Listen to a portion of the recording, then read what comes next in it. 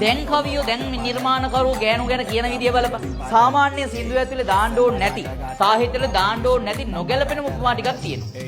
කොහෙද යන්නේ මේ ජම්බෝලේ වගේ මං කරවල හොද්ද උඹ සම්බෝලේ වගේ පාඩම් හිටින් නැති චක්‍රයක් වගේ ඉනෙන් පහළ උඹේ අක්කරයක් වගේ.